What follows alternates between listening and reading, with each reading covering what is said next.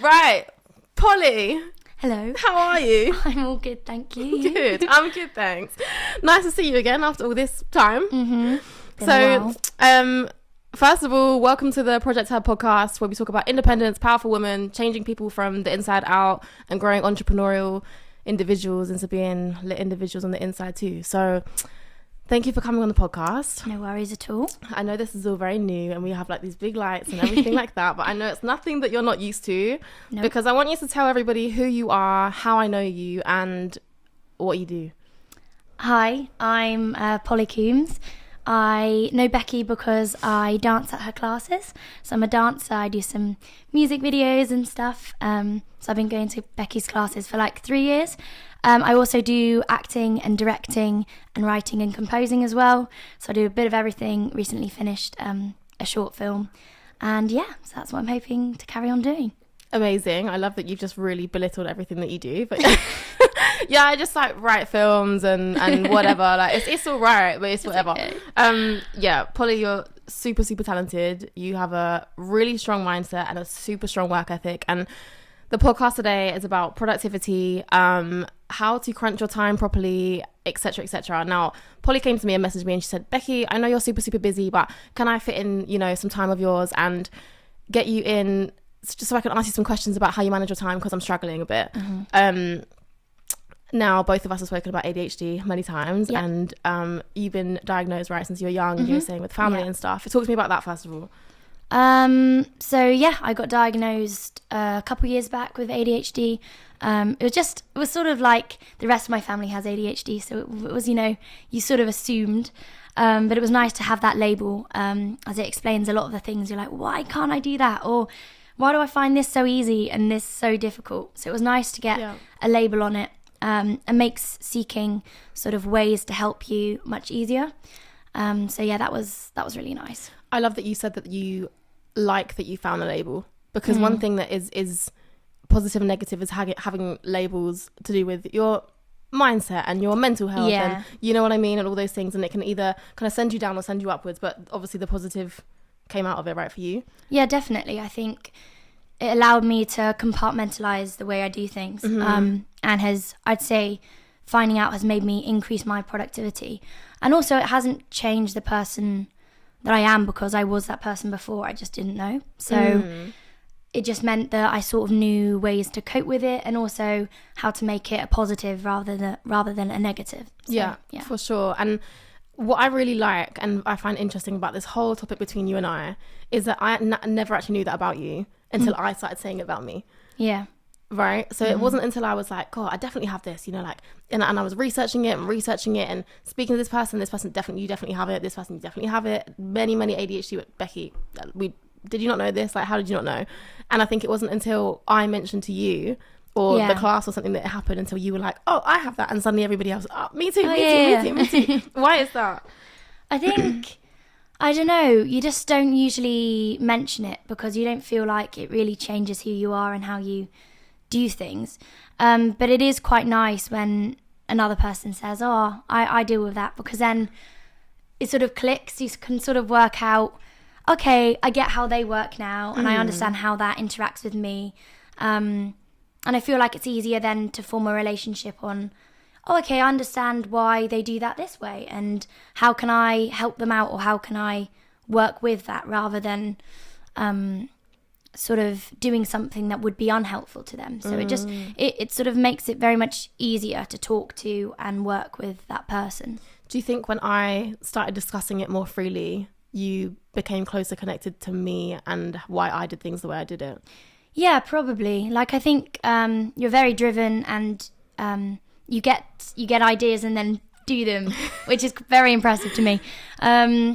So like when you mention it, you're like, okay, so if she's also capable of being productive in another way, well then maybe then there is an area which I could improve on to do that in another specific way. So I feel like talking to other people about it is probably very, very useful, because you can all learn from each other. You'll do things that I'll think, oh, that's amazing, and I'm sure I'll do things that you're like, okay, I didn't think of it that way. So yeah, definitely. So what's led us here now? What do you need from me, Polly? What do I need? I just wanted to discuss, like, first of all, how you go about sort of creating a schedule, because I know you balance several different businesses and several different things, so how you sort of stay on top and focus on how you structure that schedule, sort of thing. Okay, so for context, Polly asked me all these questions actually prior to this, and I said, hold on, let's just put it on a podcast so that everybody else can hear it, benefit from it, you know, we can provide value, and I'm sure everybody else is thinking the questions that Polly wants to ask. One thing that I'll say, and just stop you quickly here, Polly, is a lot of people think the questions and don't ask the questions. So that's a massive testament to your personality and how you are as a person, and you are forward thinking, and you're just as much of, this is my idea, let's go with it. And I'm saying, okay, Polly, how about we do this instead? And, you know, we get on this podcast and we try and, you know, help other people with the same kind of thing. Yeah. So just for context, that's what we're going to do today. And any questions that you guys have, message Project Heard on Instagram or DM us in some way, whatever you want to do. So productivity, how I structure my day. Yes. Okay, so this is something I am still working on every day, have been working on since I was young. When I was young, I was doing 5 different sports at a high level. I was doing Kung Fu, martial arts, gymnastics, cheerleading, and dance. And wow, I said that so fast. It's like I just said it 100 times before. Yeah. You know, some for Great Britain, some at Worlds, some at whatever else. And so I was always basically, long story short, a very, very, very active, you know, time-scaled kid. So go to school, do this, make sure I'm at that person's house because my dad was working, and then go to this sport, go to that sport, complete that. You know, on the weekends it's competition, wake up at 6, be there all day. You know what it's like. Yeah. You know, so I think I've had it in me since I was young. And I don't know if that's because, well, I know that, you know, I'd turn up to like a fun fair and there'd be like a competition of like Kung Fu happening on the floor randomly. And I'm like, Dad, I want to do that. And he's like, great, because I'm busy working. So go in there, do you know what I mean? And I think that's kind of how it all started, like a combination of me and Dad at the time kind of, making me this busy person, which leads to my life now massively in terms of structuring my day. I always think about that.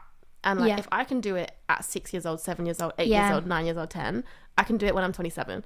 And everyone's like, you're going to get old. You're only going to get old when you start thinking that you're getting old. Yeah. And that's honestly what obviously, you know, physically it's a different story, but mentally I feel like you can really power yourself through remembering what you're capable of is the first thing. Because so many people, I think, forget that you're capable of so much more than just, oh, I need to go to the gym today. And that's the only thing you'll do in your day. Yeah. You know? So first thing, and I know this isn't the most tangible thing, whatever that everybody wants to hear, is realizing your potential in how much you can actually fit in a day. Because, you know, if you time how long you spend scrolling on social media and sitting on your phone, those are the hours of the day that you need to fill your time with. 100%. And it pops up on your phone saying you've been on your phone for 12 and a half hours today. Yeah. And you're thinking, oh my God, all that time I could have been doing something completely different. And I think that's the first thing to structure. It's like structuring is making sure that you're real with yourself in not having any time. Yeah. You know, we all have work to go to. We all have school, college, whatever it is.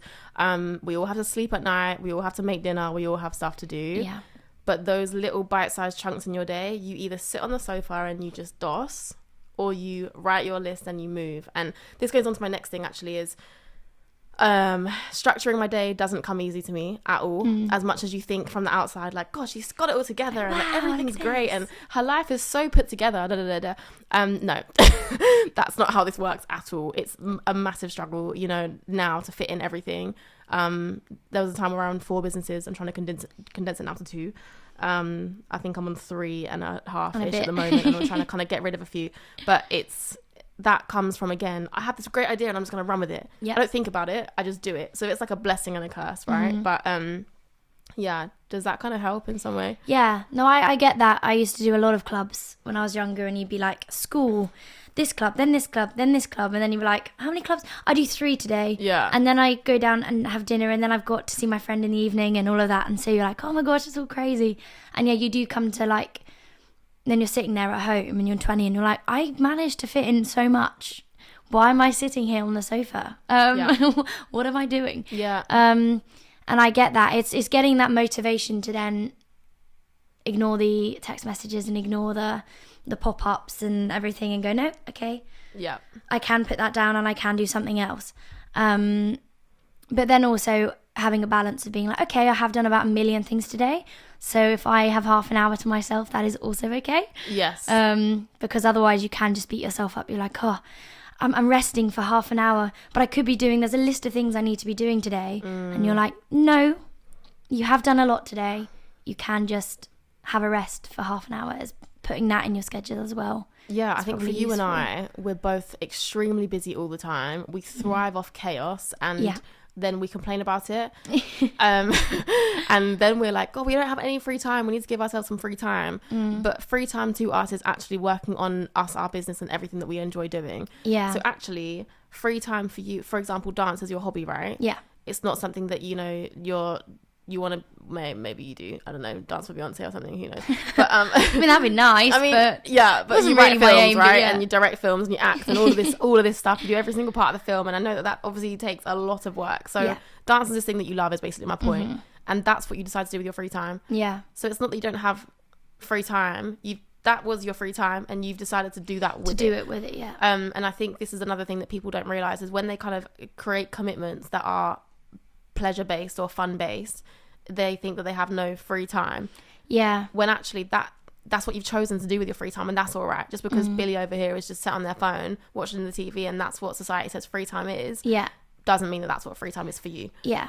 If you have something on the weekend where you're going out and seeing a friend or something, that is also part of free time. You know, oh my gosh, I'm so busy, but you've put that in your schedule, and so that is part of enjoying yourself and not sitting down to work. Although with dance, it's like, that is my hobby, and then I've now managed to slightly move it into a side business and everything. I feel like at the moment, a bit like what you said, I thought of an idea and I just run with it. I'm like, okay, so how can I use that and then incorporate that to help this, and then you know, sort of have like 4 things running at once, and then waiting for one of them just to take a bit more, you know, sort of pop off a little bit more, and then you run with that more.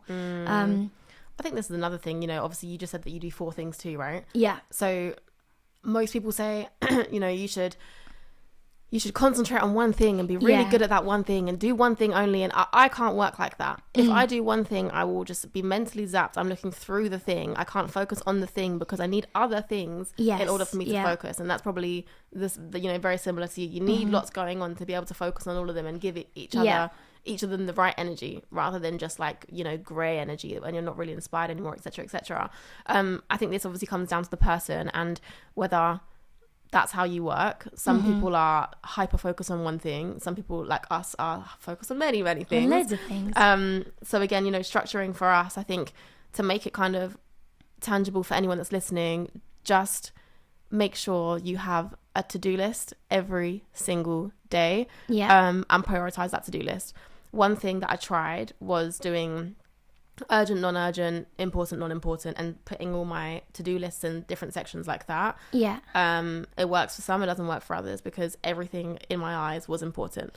Yeah, that's difficult. I did basically I have like a little chalkboard at home, so I write it the night before, my to-do list, and then I've got things like going to the gym, which is fairly unimportant on my list, and then I'm like, I need to write all these emails, and I need to get back to so and so, and I need to do this, and then I feel like you get sort of a nice feeling of, oh, okay, I completed that. I'm really happy when you like cross it off. You're like, oh, yay, and you know that also you don't have to do every single one of them if you know you got caught up seeing someone for longer, or you took longer on that task. It isn't, just know that your self-worth doesn't rely on how much you did today and whether you got through your whole entire to-do list, but also just take each win as it comes. So each little thing you cross off, no matter how big or small it was, I answered that one email, that's still a win. So it's like sort of knowing that, okay, I didn't manage to finish all tasks today, but I'm really happy that I got those 4 done, and now it just means that those will carry over to tomorrow and I'll do them the next day. Well, that's like making sure that you're moving away from toxic productivity, because that word there is something that I struggled really bad with in the past. And you know, people are like, gosh, she's so busy all the time. It's great. It looks great. It looks really, really great. But when you're in the mix of it, it's really not that great. You forget to live. You don't understand what living is. You know, everything is work. Like, look at the numbers. And when you're an entrepreneur, everyone says you don't do this for money. You do it for freedom. And in order to have freedom, you need the money, right? I think you and I don't do what we do because of anything other than we absolutely love what we do and we're so lucky to be able to monetize it. Yeah. But if you genuinely just, you know, I love dance, but you didn't have an entrepreneur financial mindset, you wouldn't monetize it. Yeah. You wouldn't have that. So there is something in us entrepreneurs that forces us to monetize everything we are good at. Try and make something useful out of it. Exactly. Yeah, 100%. And again, it goes back to toxic productivity, because you're just trying to make everything a business or make everything work. And then we think, well, then our free time is now no longer free time because that's turned into work too. So I think for any entrepreneur listening to this as well, like hopefully this gives some kind of reassurance that we are all the flipping same and there's no right or wrong answer to this. And I think, you know, with how I structure my day, I mean, I can do a rundown for you if that helps. I'm sure they'd love to hear. Because I'm sure that was probably your question in the first place until we started rambling. It's all right. I'm a rambler. I would say an average day for me, it's not that exciting actually. An average day for me looks like this. Wake up at like between 7 or 8, make a coffee, get ready, have breakfast, go to Costa or some kind of coffee shop, sit in the coffee shop for hours until I can't do anything else. Yeah. Probably cram in a podcast like we're doing right now at lunchtime. Then have a meeting, have a call, another call, teach 2 dance classes, maybe 3, fit in some sort of DJ practice, and then go to sleep. And then the next day I'm working on all my other businesses, and then the next day, so it's kind of like there's like a similar structure in terms of like wake up, breakfast, coffee, do something crazy at lunchtime, you know, meetings, whether it be dance, DJing, working on, you know, something like that. That's kind of my main structure really. And coffee shop vibes gives me productivity vibes. You love it. I just do. It just helps. It's just the environment for me, because if I can see everybody working around me, I am not going to stop. So I will work. It's like a competitive nature. Okay. Yes. Okay, fine. I need to be working. 100%. And as much as I don't want to, you know, admit that that's the case, it probably is. Yeah. You know, I work so much better knowing that everybody else is working. You know, I like going to the gym when I know nobody else is going to the gym. Like, you know what I mean? Like, it's nice to have that feeling. Whatever works for you, I guess. Yeah, exactly. Whereas if I just sit in my home here every day, I just think there's so much more to life. Like, what's going on outside today? Like, how's everybody else doing? You know what I mean? You start wondering. So I'm gonna pull this wire in actually quick, because I feel like it's like this thing's starting to spin around. It's moving. Yeah. What does your average day look like? Oh, that's a good question. If there is one. I was gonna say they definitely vary a lot. It really depends. Again, it sort of depends on the day. But I get up again probably around 8. I like to start at 9, so I feel like I'm doing a work day. So I'm like, okay, I definitely need to be up for 9. I mean, I might go swimming before that or something else, if I feel like it. Love that. But yeah, start at 9, and then I'll sort of like get on 9 till 12, and then doing sort of meetings, lectures, working on a different skill or something, and then 12 have lunch, and then you usually take my dogs for a walk. And then usually in the afternoon I try to do something that's out of the house, so I'm not just back in the place I was. Sat at my little desk at home like so usually try and get out of the house, do something else, and then I usually have some sort of club like football or dance or something in the evening. So I'm like, okay, my work day finishes at like 6:30, so that I put my work down and I go and do something else, which is nice. So really, our days are quite similar when you actually think about it. Do admin work in the morning, wake up at a certain time, you know, get all that stuff out the way, then do something random at lunchtime, like you walk your dogs, and I like will either DJ or, you know, do a podcast or something creative, you know. Then make sure that you're either out the house, and mine's obviously being at Costa or being elsewhere. Yours is whatever, you know, and then in the evening go and be active and do something fun that you love. And then you had like, you're like, oh, I'm looking forward to something in the evening, and then you kind of feel refreshed when you sit down and then actually go to bed. Although I have an issue where I read books in the like before bed, but the 2 books I'm reading at the moment are work books, so I'm like, I should probably get just like a fun book before I go to bed, because then I'm like, okay, directing 101, brilliant. As I sat down at like 11, I'm like, okay, once I finish this book, I might move on to like Mary Poppins or something. Well, the thing is though, I can't read fiction books. I can't. I don't know what you're talking about. I like birds flying and like pigs talking. Like it just doesn't with me. I don't know why. I tried it when I was a kid, never got into it, couldn't. And I think if I could even get into any kind of reading or something like that, God, it would be a flipping miracle.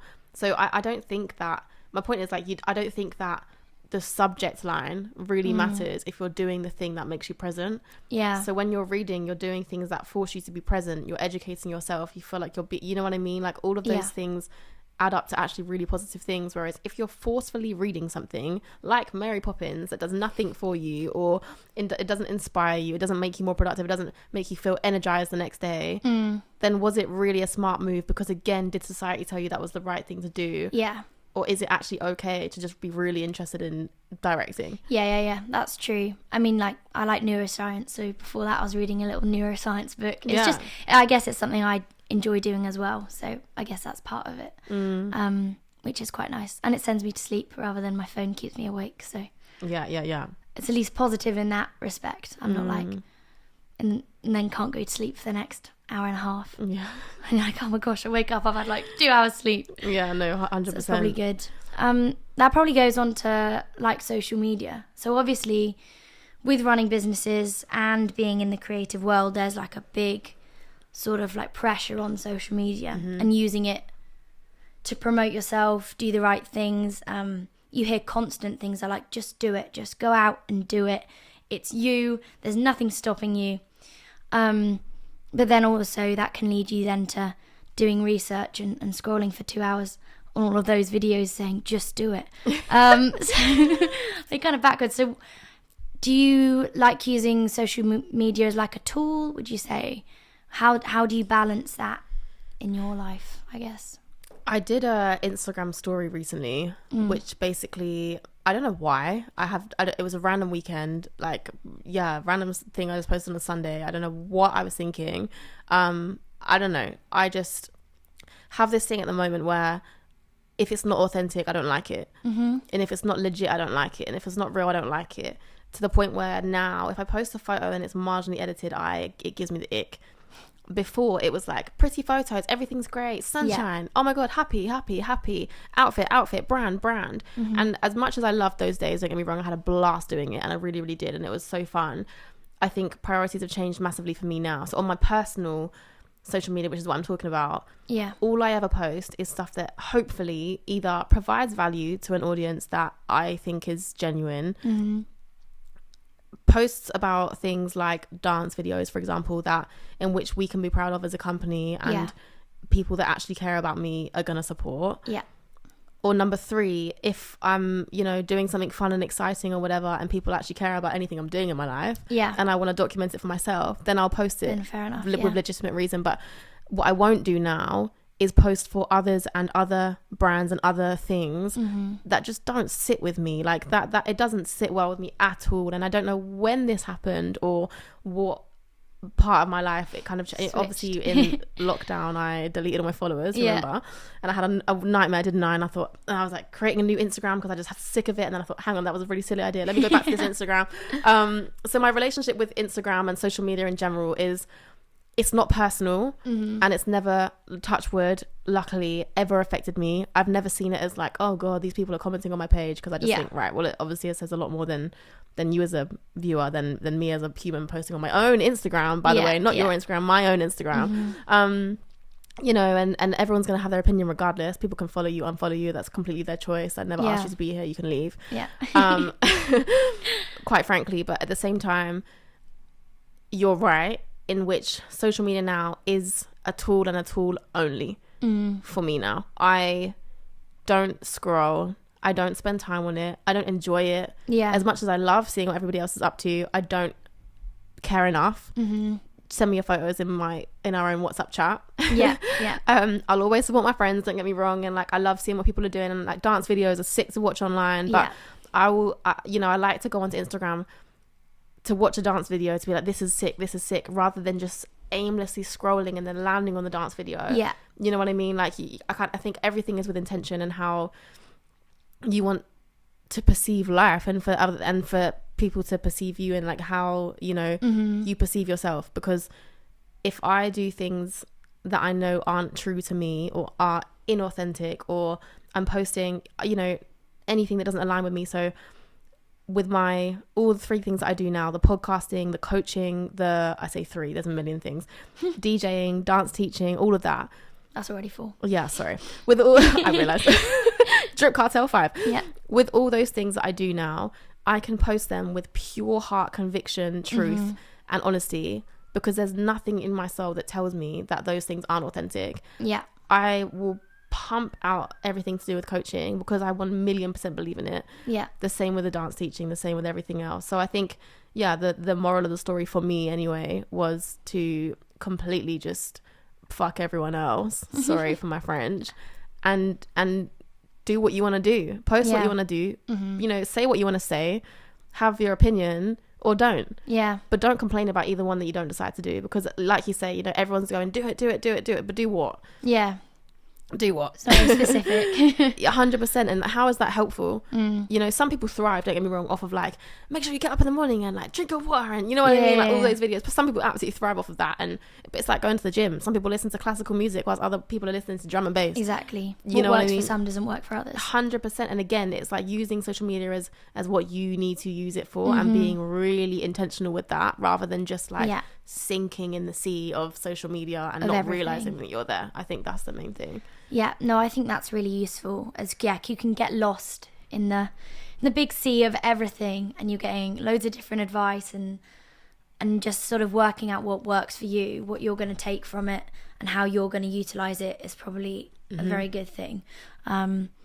Because you also can keep you updated on what so and so's doing, and it can be quite an easy way to get in touch with people that probably you wouldn't have been able to. Which is nice. You can sort of keep tabs like, oh, so-and-so's doing this. Oh, well, I really like that. Maybe I'll reach out to them and something like that. So that's useful in that case. But then if you're just scrolling for 3 hours and you're like, oh, everyone's doing this, and rather than going, oh, they're doing that, you're like, oh, but I'm not doing any of that. And then you can switch it into the negative, which is never helpful. Well, it's funny, right? Because it's a comparison thing. So I can post on my story every single thing that I'm doing in the day, and people will think I have lost my mind because of the amount of things that I cram in. Yeah. Sometimes I post, a lot of the time actually now, I don't post real time. I post from the day before. Number 1, for safety reasons. You never know who's out there looking at your stories, right? And number 2, like I post what I want to post now. Yeah. I don't just whack everything up just because the world needs to see it, because they don't. I post it with intention now. Like, do you know what? I had a weekend in Manchester. I'm sure half the people are wondering what the hell I was doing in Manchester. You know, I was just seeing my friends. So here you go. Here's a few little snippets of me seeing my friends. Like, you know, it keeps everybody understanding that I'm authentic, that I'm a human being, that I actually spend time with my people, because it's a part of me now. And that's a massive part of my journey, is actually scheduling time for friends. One massive thing for me in 2023, and a goal for myself, was to make sure that I spent quality time and valued the people that I loved, because I neglected so many people without realizing. I forgot my sister's birthday, I forgot my best friend's birthday, because I was so busy. It's work-life balance. Exactly. And I'll never forgive myself for doing that. And people are like, God, you've got your life so together. I'm thinking, you haven't got that together when you forget your sister's birthday. Yeah. And that's me being really, really honest. You know, I literally, I could have cried. It was awful, and I felt so guilty for doing so. She's like, oh, Becky, it's fine. And, you know, I went out and just bought all the presents and like just make sure that, you know, she got what she wanted, and like took her to Chris Brown and like, all these random things, you know. She had a blast, don't get me wrong, and she doesn't really care, but I cared. But you care, You know, I really, really cared. And I think, again, it comes down to, as much as this, not like, you don't want to get into the sea of social media, you also don't want to get into the sea of work. Of just work. Well, I think it is difficult, especially when you're running your own things. So you're controlling everything you do. You can get very much caught up with that, because you're deciding how many hours in a day you work. And so the work doesn't stop. You know, you don't go Monday to Friday, 9 to 5, okay, that's when my work stops, that finishes, I can have the weekend. Whereas you'll always have that email coming in at whatever time, or you'll always have this deadline that might be on a Sunday, and you're like, well, okay, I've got this list of things I need to do, I might as well just smash them out on a Saturday and Sunday, or at 10 p.m. on a Wednesday. So you're like, when does it stop? And the problem is, as soon as you do stop, and you're like, I'm relaxing, but you feel so guilty that you're not doing that pile of things for sure that you've said you were going to do, and you can see the deadline approaching, but you're like, okay, I'll just do it now. And so then that's when it just flows into your that's a really good point, actually. And what I basically try to do with my weeks now is have 2 days where they're me days. And by 2 days, I don't mean one Saturday and a Sunday. I mean 24 hours and 24 hours that are in some way for me. So if that means it's a Wednesday afternoon, a Friday morning, you know what I mean? Yeah. But overall, it's 2 days of time for me, my friends, my family, my people, just to make sure that I've done that part of my life. And then the rest of it, you know, this week, obviously we've got Move It on the weekend, so you know, Friday, Saturday, Sunday, lock off for me. Cool. So I'm having my 3 days on Wednesday and Thursday, so that I can go full pelt and go hard and make sure that my energy is in the right place for Friday, Saturday, Sunday. If I went hard up until those days, I have done myself every disjustice possible, because I promised myself at the beginning of 2023, regardless of your commitments, you are going to make time for your friends and family and your loved ones, because really, without those 3 things, what actually matters in life? Without connection, what actually matters? And it's all well and good being productive, but unless you make time for your stuff and what actually genuinely matters to you deep down, the work stuff, you start to realize, like, you can make all the money in the world, but you can spend it just as fast. And when you start doing that, also all the work was for what? For what reason did we do that? What am I doing it for? You know, last year we sold out Move It 70 people, and I thought that was good. This year we sold out 202 people, and I'm like, that's crazy. Well, you think so, but I'm like, well, that's all right. You know, because again, it's like the same with you, you know, you're like, oh, it's in this cinema and my film's in that cinema, but I'm sure you're thinking, okay, now what do I do next? Well, everyone's here. Yeah, well, it's exactly. not. I couldn't do that, you know, and we don't give ourselves enough credit for just elevating in a way that's not financial. Yeah, that's true. You sort of, that's the problem. You have to focus on the journey of what you're doing rather than the goal, because when you hit that goal, you're like, brilliant, and that's like, tonight I feel amazing, and then tomorrow you're like, oh my gosh, what do I have to focus on? What am I going to do? What's bigger than that? And I can do better than that. So what am I going to do now?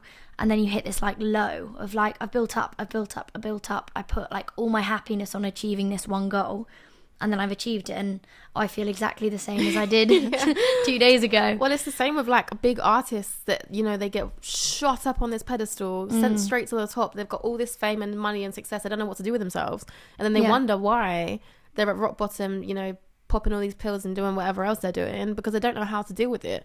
And you can't blame them for doing those things, because of course they want to escape the craziness and the chaos, because they don't know what it's like to manage your time effectively, and you don't know what's important to you at that point. No one cared about what's important to you. They just cared about the money that they made off the back of you. That's the scary thing I think about all of this, is like, if you go in with finances and numbers and everything else, you know, people say, someone said to me the other day, so Becky, like, in 3 years time, where do you want to be? I said, the same place as I am now. And that I would never have said that a few years ago. And that same place is balanced, happy, and thriving within the things that I love. Because I'm in a nice flat, I could get a nicer one. I'm in a alright location, I could be in a better one. I get to go on holiday whenever I really want to. I just choose not to. That's freedom for me. You know what I mean? Like, I really did that for myself. And I think when you get to a point, it doesn't mean, don't get me wrong, that I am static and I'm not going to continue working, because this is where it flips now, is that I think productivity and the strive for success and more and better and bigger and better things, and like the new goal comes really naturally to me, and I don't have to create these goals in order for me to get there, because I know that with the mentality I have, I will just push regardless. And I know you're the same. You don't mean to, you don't have this 10-20 year plan of like, you know, I want to be here, because I feel like that actually sends me the other way. Having that huge overwhelming vision sends me the other way. But I know now, out of time and from experience, that I know within myself I will send myself upwards regardless of what the vision is. And if I end up in Thailand, Hong Kong, Malaysia, the Caribbean, who flipping knows at this point? But at least I know now, like, I've set up an alright life for myself, and I can't really, you know, we can all have a bigger house, right? Exactly. There's always a car, all bigger, of that better stuff. thing.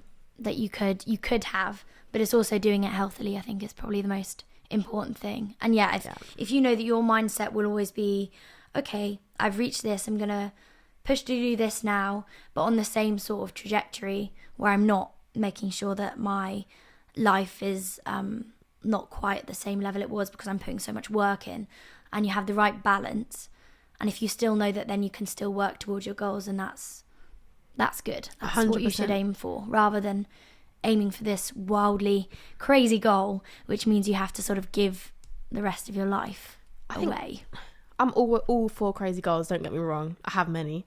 You know, I have many things I'm like, God, that would be like, I'd love to do that. But the pressure is so different now. Yeah. Because I know that I've worked on myself and I've done the mental stuff and all of that stuff. It's really easy for me now to prioritize what I actually care about, right? And actually enjoy the journey. Because like you say before, if you're not enjoying the journey and you're only enjoying the end goal, and then you get to the end goal and then you're depressed because of it, then what do? You go backwards and you the go journey's back to where you 90% were. of it. 99%, 99%. right? The goal is the 1%. So you need to be enjoying that. Otherwise, you're not really enjoying very much at all. I mean, I know millionaires, billionaires, obviously Dubai is full of them. Yeah. Who are miserable. They have everything they could ever want to. Beautiful family, beautiful life, beautiful kids, you know, a massive house, like hella cars, you know, whatever else they could possibly need that's material, great, good for you. And they are so miserable. And they're clients of mine because they don't know how to deal with themselves. They spend all this time working on the bank. What is the point in rattling around in a £3 million, £4 million, £10 million house to be unhappy? You may as well just go and get happy and live in a shed. Yeah. Right? That's completely fair, I think. And I think the balance here is really, really vital in terms of how do you get more productive? Hang on a minute. Let's just make sure that we're productive with us, our priorities, our time, and then the work stuff, and then combining, because without that, I don't think anyone's actually productive. You can be really productive for a day and then you just burn out the day after, and then that's not actually productivity. That's hard. And I think, I don't know whether you get it at all, but sometimes burnout can last like a week or 2 weeks, where you're just sat there and you're just feeling guilty that you're not doing any work, so you give yourself a rest, but then you feel guilty for resting, and then you just spend the whole day sort of not doing anything, but also beating yourself up for not doing anything. So then you haven't really rested because your brain's constantly going, oh my gosh, I'm not doing anything, and then the next day you still feel demotivated, and it's just like a cycle, which is, you're like, how on earth do I get myself elevated out of this slump of like, what am I doing? But I mean, I get it. I mean, I was ill for 6 weeks. I mean, let's wonder where that came from, right? It didn't just happen out of nowhere, and I wasn't recovering, and I'm still not fully recovered because I am working myself into the ground. So like I say before, I haven't got it all figured out, that's for sure. I'm definitely better now, but again, productivity, there's 2 ways we can look at this now, because I think I'm so cautious of the fact that I see people running themselves into the ground like that, because they're like, okay, this, but equally, like yesterday, I worked from 7 a.m. until 4 a.m. So who am I to talk? You know what I mean? And I know that I've got this to do because I've got Wednesday and Thursday off, so I have to get these things done regardless. There's nothing I can't not get those things done. So there are days where I'm still crazy. There are days where I do have this, like, you know, I think of an idea and I just run with it, and then I'm suddenly 10 times busier than I was last week, and I didn't need to be any more busy, thank you. But again, I think this is where getting a good coach that you trust comes into play. Like, I have coaches for everything. Because if I didn't, my life would be scary. Yes. And it's just everywhere. Like, you know, I have deadlines, you know, I make sure that they have calls, because then I know like stuff needs to be done by those calls. So really what I'm paying them for is accountability. To hold you to account. Yeah, and I learned this actually from one of my mentors, is that when people don't pay, they don't pay attention. And people be like to me, why is your program so expensive? I'm like, because if you don't pay, you don't pay attention. If you're paying me £100 for this life-changing program, there's no value in that for you. You don't care if you lose £100. You know what I mean? You haven't got the stakes on it. Yeah, not at all. And obviously it comes under many, many other things. But again, it's what you prioritize. And I think that's another thing for me in terms of my productivity and setting myself structure, etc., etc. My DJ coach actually has ADHD as well. So he was like, buy this timer and, you know, like, time all your tasks. That has been the biggest thing for me. Oh, really? Yes. I time crunch everything. So, you know, when you like do social media and it takes forever. And you feel like a post takes forever to do and stuff. When you actually time from start to finish how long it takes, it's not really that long. It just feels long. And because you're on social media, you then end up just procrastinating around social media to end up doing the post 20 minutes later. You know what I mean? So actually it should have taken you 2 minutes, but it's taken you 22. And stuff like that. And then being really, really real with the time that it takes you to do certain tasks. because it's so easy for us to go, oh, I don't have the time, or like, I'm so busy, when no, your brain is busy, but your calendar is not. Your brain is going, ooh. Yes. And But again, realistically, you've got an hour to do a 5-minute task. 100%. And again, that comes down to, again, becoming more productivity by biding yourself more free time, because the more free your brain is, the more you can do with that time. You know, the more empty and open and fulfilling and whatever happy your brain is, the easier it is to do the tasks that you need to do, bish bash bosh, without feeling stressed, overwhelmed, crazy when you're doing those things. And I think, again, mindset first, productivity second. So how, if you have like a big project you're working on, I don't know about you, but I really struggle on the last 5%. So like, you do a big project and then you're like, okay, and you work really hard for the first 50%. You're like smashing it out. You've done all the research, everything's sorted, and you've managed to do that in like 2 hours and you've smashed it out. And then the next bit, you're like, okay. Then that last 5%, you're like, oh, I couldn't care less. Honestly, and then you whack some rubbish stuff on it, or just to finish it. You're like, I've just worked so hard on this and just completely compromised on the last 5%. Or it takes you like 5 weeks to then get that last tiny bit done. Have you struggled with that, or how have you like found to combat that? Like, that's a really good question, actually. Yeah, I definitely have that. I'm so good at having loads new of shiny ideas. Yes, exactly why. It's like, God, you just have this idea, then you do it. And I'm thinking, God, this still needs to be done, and that still needs, you know what I mean? It's also good to, I think, to have a team around you. And obviously, like I have Frey now, you know, as much as I'm her manager and I tell her that what she needs to do, I say, Frey, it is your job to tell me when I need to get stuff done. So she'll then send me this massive list of, sorry, Becky, but you need to do this. Yeah. I think that helps massively, having somebody else in your corner to squeeze that last bit out of you, because you know, sometimes, as much as we all want to be big, brave and strong, and you're like, no one's going to be able to do it apart from you, like this is where a coach comes in. You know, and for me, it's not the coach, obviously it's Frey, whatever, telling me you got to do this and this. With my coaches, they say, Becky, come on, like, I need this done by this date, in which case you squeeze and you cram. I think for me, actually, it's not the 5% that goes messy. The 5%, it's like crunch time for me. So I will cram what I need to cram to hit that deadline, whether I like it or not. Yeah. You know, time is money and all that. And maybe that's what it is. I don't think the same way and all thoroughly and everything great about the last 5% as I do the first 95. But at the same time, is that really a bad thing? Because I find that, okay, look at Move It, for example, like silly example, it's taken forever to get it to any kind of standard, and then on the last week they want to start pulling it together. You know what I mean? Yeah. And it was just like that. It could look like, oh, now we're just cramming and rushing, but that's how it needs to be for it to be executed in the way that we need it to be. And I think with stuff like the last 5%, it has to be logic over emotion, because emotion got you the first 95. Logic is going to power you through the last 5 with the same amount of productivity. So again, I think time structuring everything. I'm going to do this 1% for this long, I'm going to do that 1% for that long, and making sure that your minutes are worthwhile and that you have everything that you need. And also, what is that last 5%? You know, I think a lot of people don't know. They just know it needs to be done, but they don't know if it's good enough. So it feels like you're doing rubbish when you're probably actually not. And 95% of a whole task is great, because most people do it to 60-70% standard. And they always say, when you're hiring, remember that they're going to be at least 70% lower than your productivity rate. And they say that. You know what I mean? Yeah, it's kind of crazy. Like, obviously, when you own your own business, you know it inside out, right? And you want to hire people who are way more expert than you, and that's the goal. But sometimes they say like, don't ever expect people that are not at the top of the company to care any more than, you know, at least 70%, because why would they? It's not their company. 100%. Why would they? Their stuff. Yeah, no, exactly. So your productivity naturally is going to be better. But yeah, did that answer your question? Yeah, I think so. It's just always that like last little bit is like pushing up.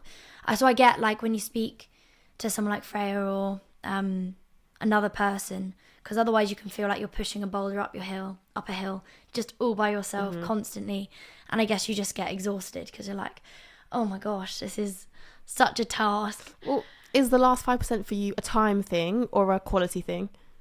I would say for me, it's probably a quality thing. Like I just sort of... You rush the last bit. I'm just like, oh, okay, brilliant. I've done so much of it. Yeah, that's fine. That'll do. And you're like, no, you spent so long on everything else. Just has that come out in negative ways though? I don't know, actually. I also just sort of post it and that's it. It was like, it needed to be out then, so here it is, world, and take as you will. But I don't like to place sort of like myself on the projects. When the projects are done, they're out there. I can't do much about them, so on to the next thing. How they do is not really up to me, because I don't think that's a bad thing. I don't think having the last 5% crunch to go blitz and out is a bad thing at all, because some people will never put anything out because of that last 5%. Yeah, that's true. So the fact that you are able to go, all right, this is good enough for now, my next project will be better regardless, is actually a massive strength and not a weakness, in my opinion.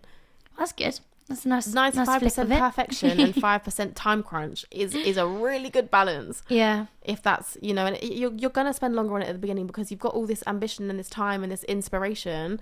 At the end of it, you're just thinking, get the flipping thing done. But I think that's natural. And you've also probably got 3 other different ideas that you want to do as well, because you're like, okay, brilliant, I've got that. That's nearly done. But I've got another 3 things I need to work on as well. Right. That I've got in the works, and yeah, I need to speak to so and so and so and so and so. Well, all right, I'll just post that one. Yeah, and running a business as a creative, you can edit forever if you wanted to. You could make it better forever. We could re-choreograph every week. We could make it better for years and years and years and never put anything out. Yeah, that's so true. I think actually having a 5% time crunch is the best thing you could do to be more productive, more successful, and elevate. Yeah, as long as you then put it out and you go, okay, yes, that's fine. It's not perfect. It's not everything. That's fine. I'll put that out and then I'll continue working on my other projects. Yeah, I guess, because then you're like, okay, I've put it out at least. Nothing's stopping me from posting it, or nothing's stopping me from putting it out there. It's can just go out and I think it's a power to be able to do that, because us creatives get so caught up in perfection, which is why sometimes I choreograph on the spot. Yeah. So I force myself. I cannot go for perfection anymore. I have to go for vibes. Vibes only. And then I know it's legit, right? And then I know it feels right and it feels nice and it feels good to the music. Like, that's how I know that, you know, people are like, where'd you come up with these moves? I'm like, vibes. Like, it's just, it happens. Something happens in my brain. I just hear it, and that's what I think goes with the, you know what I mean? I don't think about it. Whereas if I spend time in the mirror choreographing, it doesn't work. It's very strange for me, and I think that it's the same thing. So many choreographers will be like, that is a terrible idea, why do you ever do that? Like, that is what you know. But I understand, I know myself, and I think that actually all my best choreographies have been on the spot. Yeah, so many of my favorite choreos have been on the spot. X for a Reason, all of those ones, you know, they were all on the spot. All the Afro ones. Obviously you guys didn't know that, but that's how I work best, right? Yeah, it forces you to think straight away. It forces you to trust your gut and be confident in your ability. I think is another thing. You know, is this good enough? Is it not good enough? Again, 5%. Yeah. Okay, well, let's scrap that 5% and do it now. Yeah. Straight away. No, I listened to another podcast recently, and it was all about like rejection theory and all of that sort of thing. And that made a huge difference, where it was like you aim to get 1 rejection a day. And from aiming to get that 1 rejection, that's a success rather than a negative. And that was actually one of the reasons I reached out to you. I was like, well, if she says no, brilliant, I've got my rejection for the day. And that's made a huge difference recently, because after finishing a lecture, you just messaged the lecturer, like, oh, thank you so much. Would it be possible to hop on Zoom and just chat about some other things I'd like to talk about? And you think, okay, if they say no, that's fine. It's a win. It's a win. It's a win. I've got my 1 rejection of the day. That's my aim. And you'd be surprised how many people are willing to give you their time if you're polite and nice about it. 100%. And so many people have turned around and said, yeah, absolutely, that's fine. When do you want to do it? And you're like, oh, amazing. And then you get to talk to this amazing lecturer for longer and pick their brain and make some connections. I mean, recently, why I got one of the other music videos I did was because I just messaged them after the shoot and was like, I know it's a bit odd, but are you around at all? I really like what you're doing and I'd love just to ask you some questions. And then I became friends with them. They're like, yeah, when are you here? Can you do this? So I think taking that rejection and being like, okay, that's what I'm aiming for. As long as you're polite and you're not crossing any boundaries, 100%. then you tend to gain more than you lose. And what's the loss, you know? Them saying no.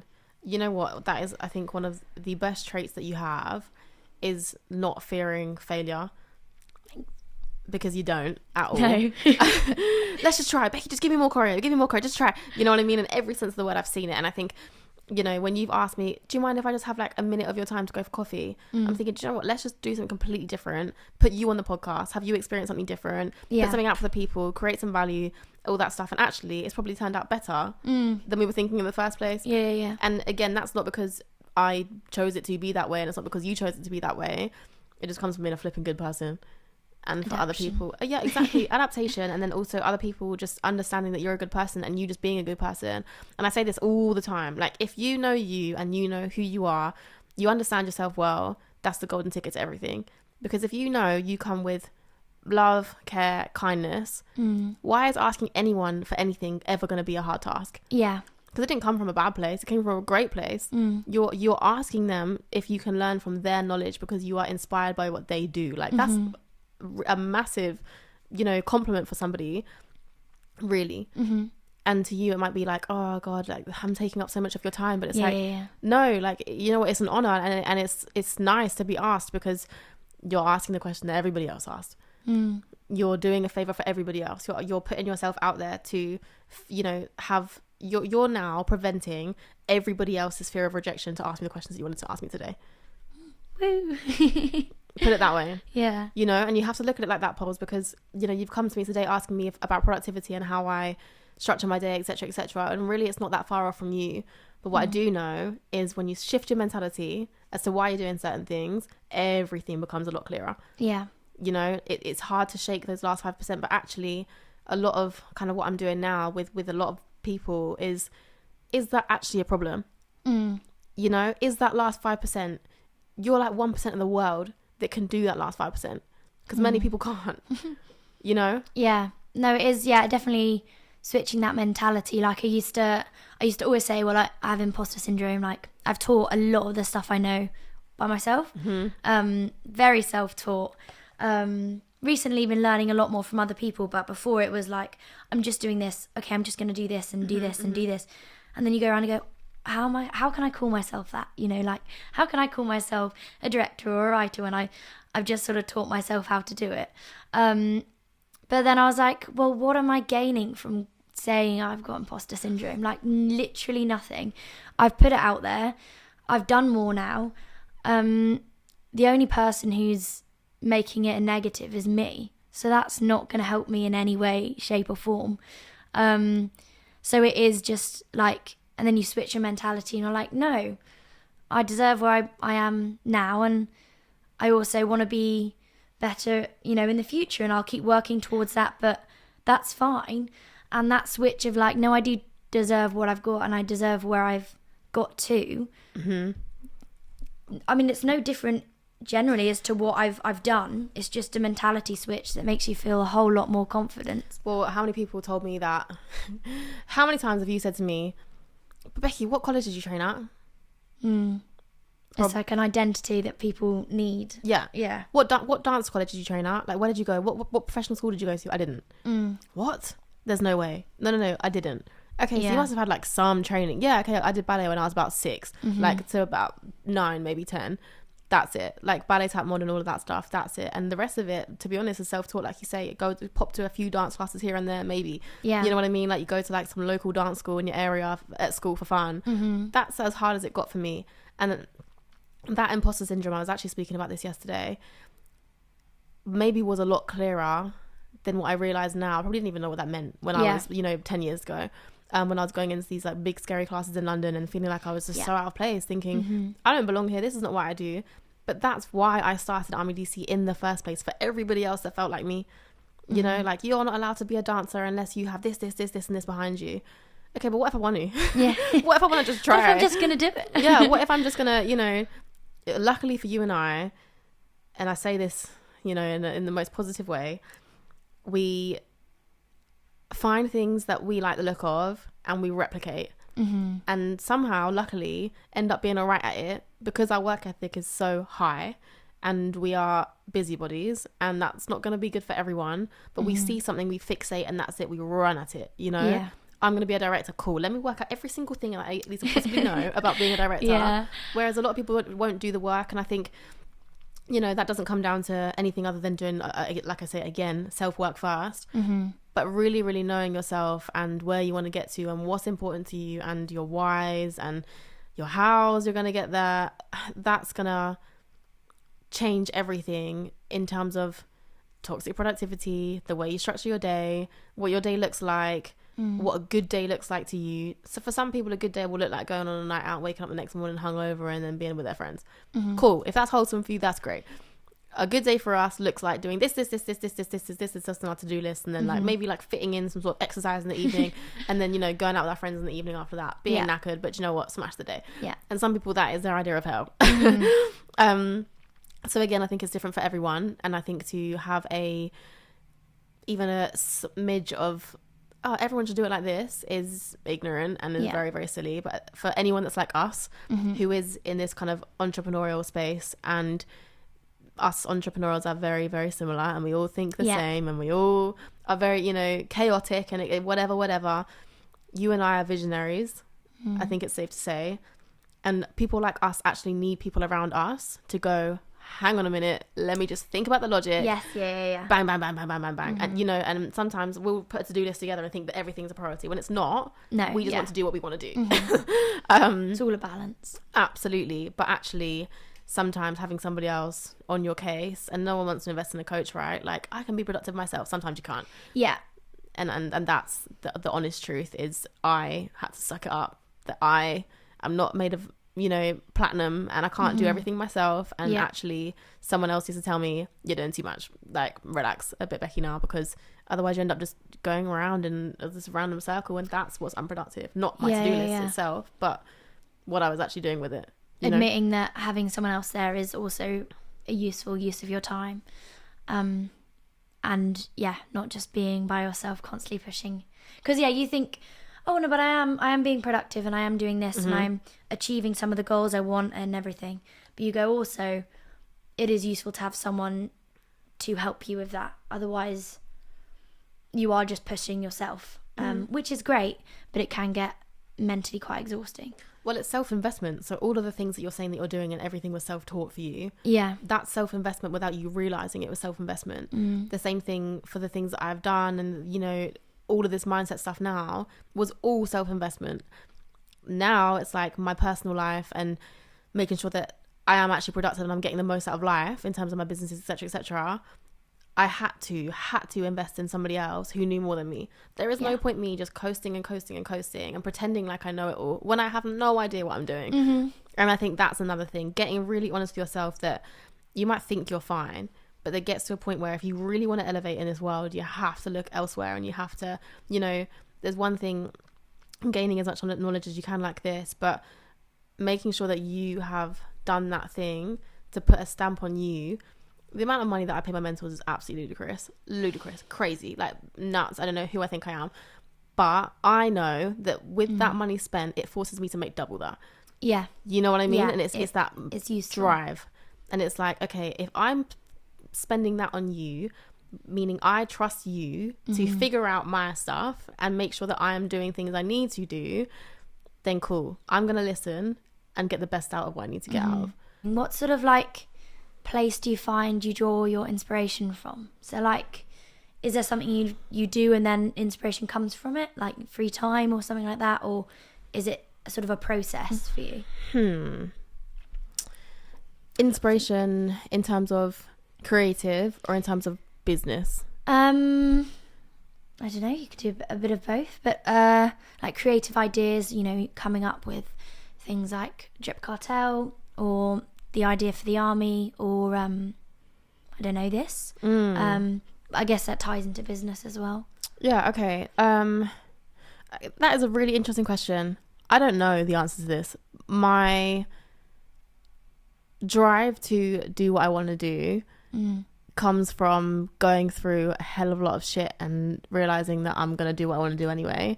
One thing that my dad used to say to me is, Becky, like, I always tell you to go to bed at a certain time. I know you're never going to do it anyway. Like, you're always going to do what you want. Yeah. And you know, that can be a positive and a negative thing at the same time. But I think I've always had the mentality of like, all right, let me just prove a few people wrong here. And throughout the years of, you know, elevating, growing and like doing different things, you gain new people, you gain new friendships, and you lose a lot of them too. Yeah. You lose a hell of a lot of people around you. Even family members drop off, you know, because they don't understand it. And really, if I'm being truly honest, those things have forced me to be a go-getter, to do what I want, to think about, you know, again, it comes down to monetizing everything that I enjoy, which is not something that I ever try to do or plan to do. But I think if there's a way, then I will make it work. If you know, if there must be a way where I can do this and this and like you say, like benefit is probably the wrong word, but do something productive. God, this sounds awful, doesn't it? Out of this, without it just being this thing that I like to do. Yeah. I think in terms of inspiration, it comes down to how much value can I provide now to my audience, and what can I do for the people around me, and am I doing things that I enjoy that are going to make me happy and fill a space in my heart. Because Drip Cartel, for example, I was like, oh my god, there's so many things that I like, but I don't quite like that and I don't quite like that. I can either invest all my money and spend it all on all these other designer clothes and like look great and whatever else, or I can invest it on my own stuff and try it myself and just like whatever, see what happens. Yeah. If it all fails, I don't like it anymore, then I don't like it anymore. It doesn't mean that I failed at life. I just didn't want to do it anymore, you know? I think that's another thing. Not having that fear of failure allows you to just think of an idea and just do it. Because instead of thinking, oh my god, my whole world is crashing and burning because my outfit never got into Selfridges, you're thinking, I actually really enjoyed creating that product and it was really fun, and you know what, it's nice to see everybody in it and loving it and enjoying it. And obviously the Drip Cartel tracksuits now, like, people love them and it's all fun and whatever else. But again, that's obviously, this is one example.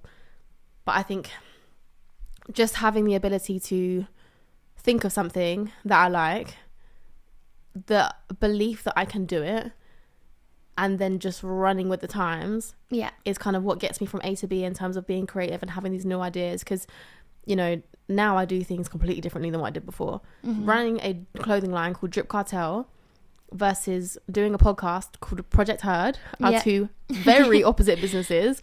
And again, very opposite businesses with very different, you know, morals and different, everything is very different. But when I actually think about the DNA of Drip Cartel in the first place, I made it for talent and I made it for creatives. So I said, the only people that will wear these clothes are people with, you know, some kind of talent, whether that be they're an athlete, they're a dancer, they're a singer, they're an artist, they're whatever they are, you know, you're a producer or you're an actor, whatever you are. I wanted you guys to wear the clothes, and I wanted you guys to stand strong within what you're wearing, because that's what you're representing, because you are a creative, and that's, you know, be proud of what you're doing.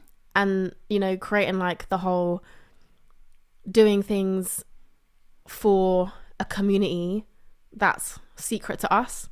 No one else knew that but us. I knew in my morals that that's what I was achieving, which is why we do so many events full of dancers and creatives, have everybody battle out, rap out, sing out, and then they win the clothing. Because I don't want, it's not about the money for me. It's about how do you feel in that clothing when you're wearing it, because you won that from a creative event, which what I put on. And now you feel great about yourself, and every time you wear it, because you're never going to forget why you got there in the first place. You know what I mean?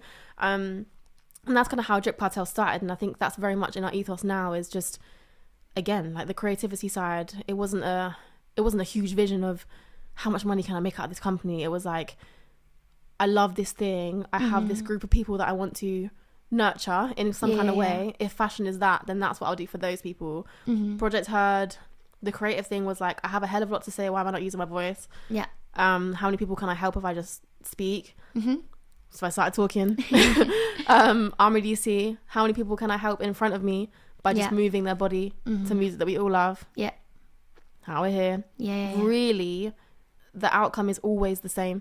Community, you know, independence, positivity, self-love, valuing your own space, etc., etc., becoming more entrepreneurial or having more self-belief, all comes from the same thing, really. When I look at the DNA of all the brands, that's why I created them in the first place, because of that imposter syndrome that I used to have back in the day, going into those scary dance classes and being a fashion designer. I'm not a fashion designer. I just one day decided to create a brand because I wanted to build a community of it. Not that I wanted to be walking down the catwalk. You know what I mean? So that's, I think, where it comes from, is strong ethos, morals, values that just stem out into things that I know I need to achieve for me.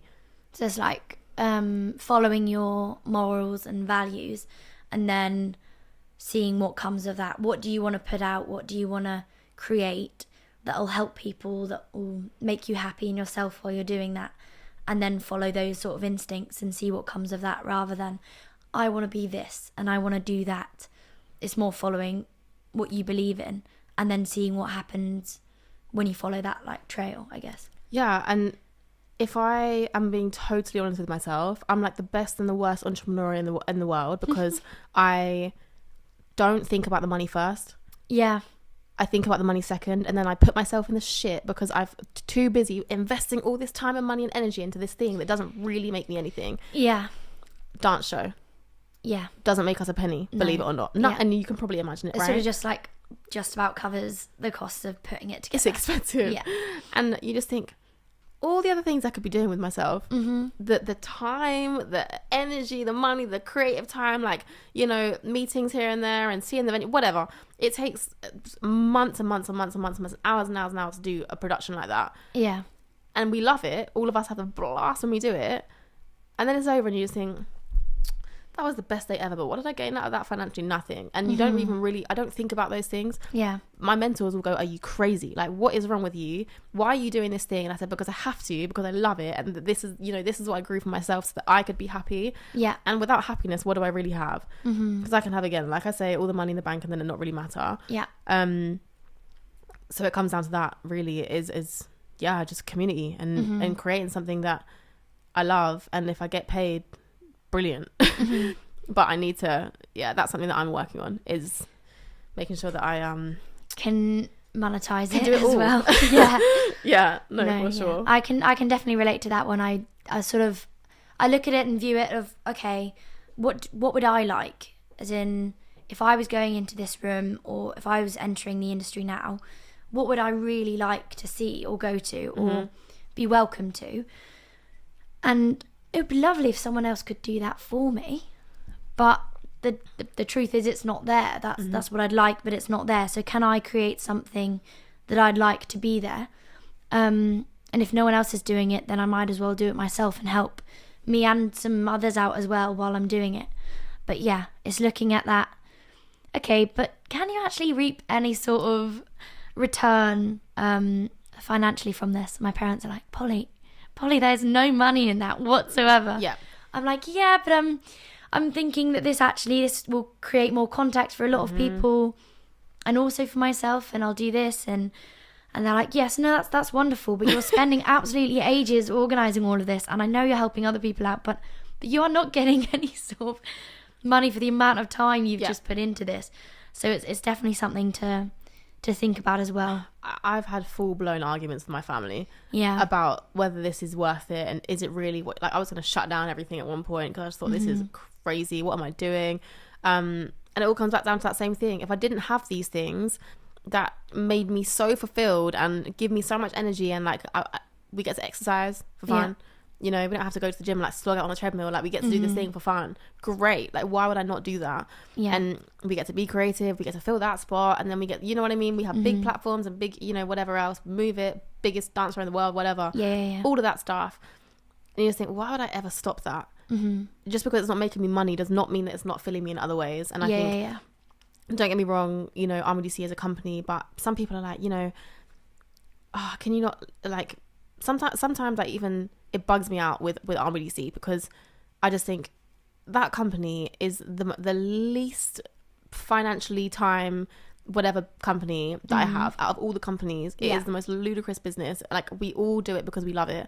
And someone said, I don't understand dance, like, why do people pay money to then go to the studio to then like get better at this thing when they have no reason to get better at it, and then they just could not get their head around it. Yeah. And I was thinking, like, part of me was going, you know what, that's actually a really good question. Like, I actually don't know, like, why do we all do this thing, you know, like, why do we actually do it? But without it, I wouldn't have Drip Project Heard in the podcast, because I wouldn't be able to think clearly. Yeah. I wouldn't be inspired like that. I wouldn't have the same energy and the same buzz that I do. Yeah. So that provides that for me, not the money. Yeah. You know what I mean? It clears a space for creativity and other aspects, because you're finding happiness in doing it. You get your exercise.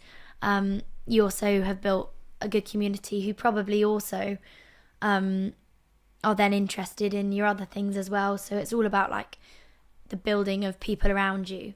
And if you have a healthy way of doing that, then usually the people you've built around you are also in the same sort of similar mindset. Like, that's a huge thing, is I think when you find certain people who are of the same mindset, that's quite rare. And then you cling on to them like glue. You're like, do not leave me. Because it's so hard otherwise to work clearly if you're not working with people who are on a similar sort of wavelength, I guess. 100%. You got to do what you love at the end of the day. And if RMDC is what I love, then why would I ever stop it? If I wanted to become a millionaire, I would just work my ass off in sales and then just, you know, work my way up. Yeah. Why would I do that? That's true, yeah. You know what I mean? Like, there's so many ways that we could all do it. Like, there's so many ways that we could go and, you know, create this and have that. And I think the main thing that we create as entrepreneurs is freedom for ourselves. We have our own timetable. We live off our own backs. We create them. If we want to make more money, then you make more money. Yeah. And if you don't, then you don't. If you need to take a break, take a break. And you know what I mean? It's up like, to you. it's such a learning curve, but it's such a rewarding way of life for people like you and I. And not everyone's supposed to be an entrepreneur. There's people that are supposed to be employees and they love their life like that. Yeah, exactly, yeah. I mean, you said that your mum went from being the entrepreneur to being the employee of her own company after selling it, right? And that's actually really inspiring, because she put herself first. Yeah. You know, she didn't put the money first, she put herself first. And I think, again, that my dad always says, like, I could have got promoted years ago, and he was asked every year to get promoted. And he just said, why? For what reason would I want to be busier and more stressed and manage people? Like, why would I want to do that when I could just be really happy living the life I live now and go on holidays every weekend? Like, why would I not want to do that, you know? So yeah, I think creating your own opportunities is one thing, but having the self-belief to do so is the other thing. You've got to believe in what you're doing. Although, like, how do you balance saying yes to everything and also saying no? Because there are a lot of people who are yes people. So, like, what do you say yes to? How do you sort of... Because that's a really hard balance. Especially when you're starting out. You're like, yes, definitely yes. And you're like, okay, now I need to think, does this align with what I'm trying to promote? What am I trying to put across? And actually, is this worth the amount of time I'm putting in or what I'm earning? It's a difficult balance. Well, actually, Polly, you've answered your own question. Brilliant. Which is, what aligns with you? What do you care about? Same things as before. What aligns with you? What do you care about? What do you love? What don't you love? What do you hate doing? What's gonna serve you? What spaces make you feel good? What spaces make you feel like shit? What people around you do you need? And answering all those questions, is it a yes or is it a no? Yeah. And then work it out from there. If it doesn't align with you, serve you, do things for you in a positive way, then it's a no.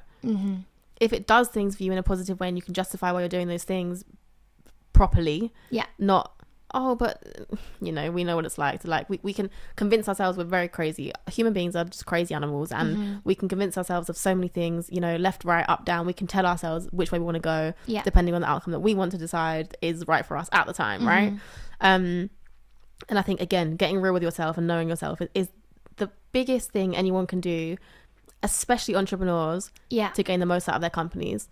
Because now my work rate is a million times better because I know who I am, where I'm going, and what I want to do. I know what matters to me now. Whereas before, I was just like, run. And I thought I was really productive. And I wasn't. I was just running into brick walls 24/7 and then like putting out fires everywhere. That's not productive.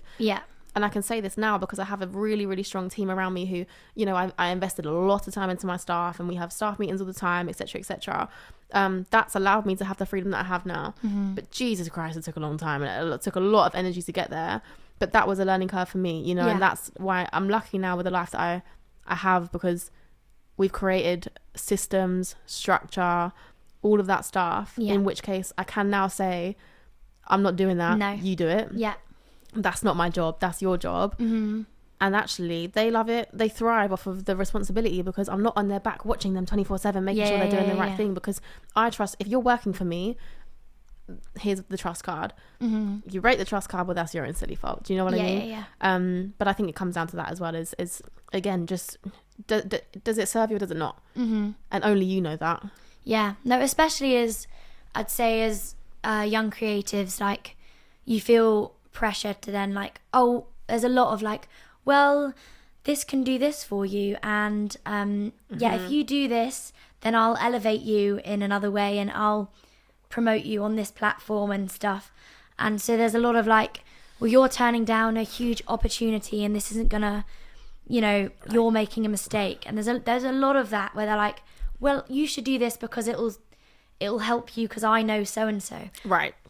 That is getting me passionate now. That, Pauline, is transactional. Yeah. If you do this, then you'll get this. Hell no. There's an opportunity here for you. Why don't you come and do it? Yeah. They don't need to tell you why. You just need to make that decision based off of how you feel about that thing. Yeah. And if something great comes off the back of it, cool, great. Now they've been a good person. If they are saying to you in a transactional manner without even realizing, if you do this, I'll do this for you, and I'll put you onto this person, and I'll send you. Most of the time, that doesn't happen, unfortunately. Yeah. Yeah. And unfortunately, that comes from experience. Oh, exposure, this, that, and the other.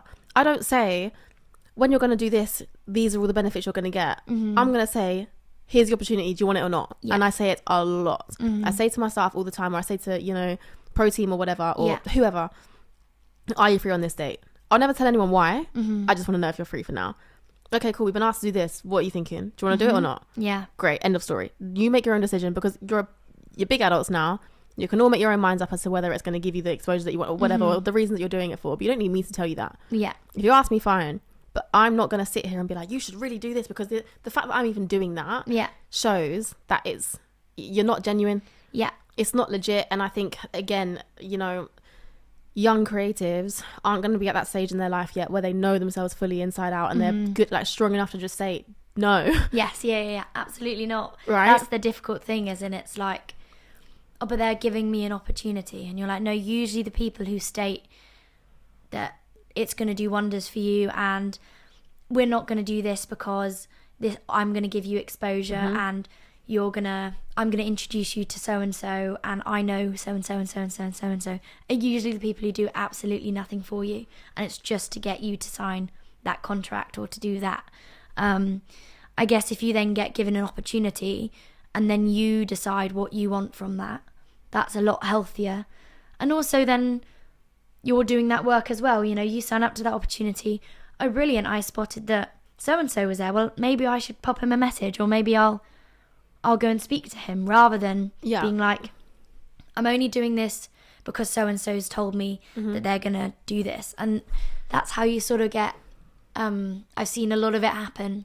You get caught in a trap. 100%. And if you really if you really dissect that down, really what that is you don't even want to do the opportunity. Yes, you want the end result after the opportunity, which is not guaranteed in the first place. Yeah. So you're doing this thing, hating this thing, thinking, why am I doing this thing? But that's going to happen, so I have to do it. Yeah. That is not a healthy mentality, in my opinion. I don't think that that's how the world should work. You know, people that come to Move It, it's a huge stage and a huge opportunity for people. Some people are like, oh, I've been there, done that. We don't need that kind of energy, thank you. Yeah. But for our lot, we get to put people on stages who have never danced in their life, who have trained with us for 2 years, 6 months. Yeah. And we just go, fuck it. Do you want to come on? Just try. Like, I believe in you. Let's give it a go. You might not be better than that school, but that's not the point. The point here is that we've allowed you to come from a really, really hard home, awful friggin' personal life, put you on a platform that will be life-changing for you because of the mentality that it gives you, not because you're going to be introduced to this teacher, that teacher. No, because of how you managed to deal with that, and the way that you overcame challenge, and the way that you should be proud of yourself for achieving something like that whilst going through that, for example. And I think, you know, don't sell an opportunity based on an end result which isn't guaranteed, because that is so flipping toxic. And if someone's doing that, Polly, I hope you say no, because I know, but I've seen a lot of it happen, especially when you're younger, because you're like, I need opportunities and blah blah blah. People utilize your sort of energy and excitement.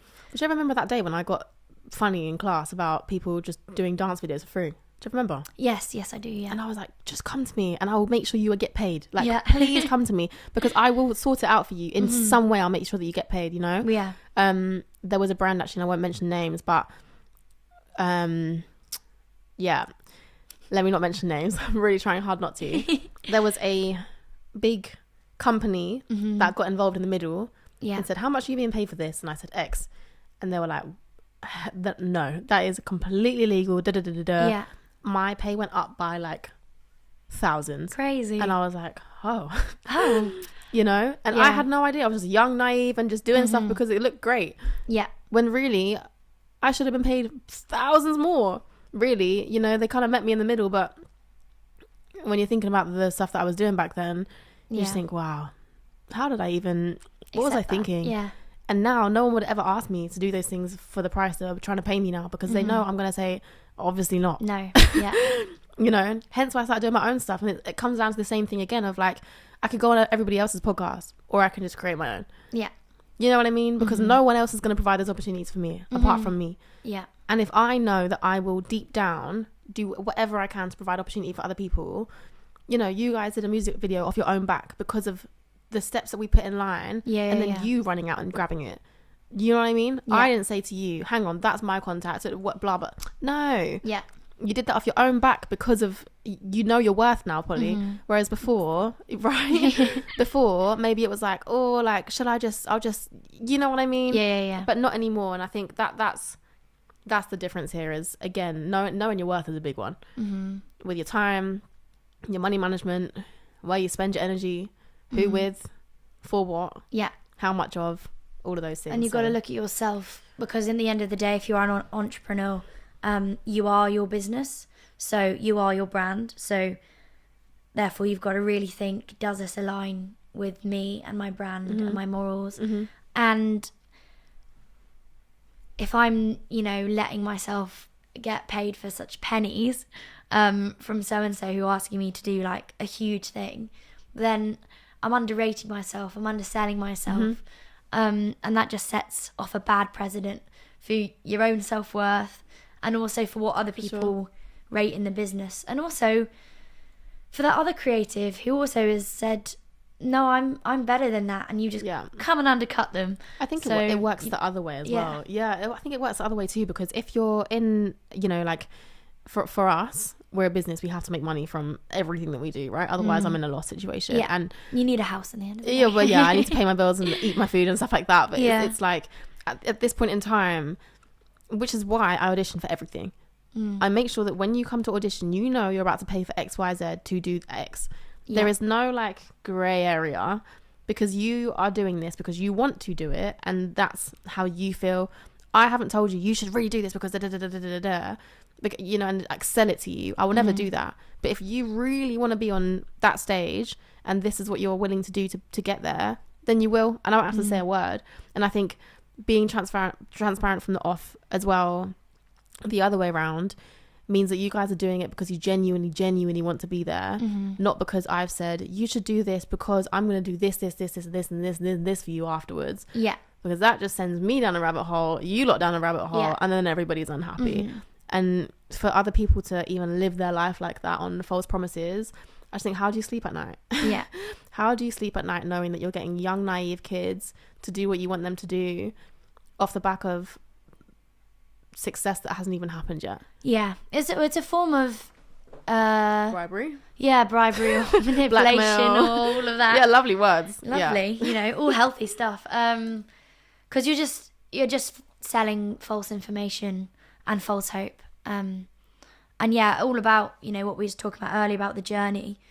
If you're not going to enjoy that first opportunity or anything, just because they're selling, oh, you need to do this for this, you end up just doing it all for that next thing, so you're never actually enjoying the thing in the first place. So for sure. Again, it's all all a balance, it seems to come back to every time.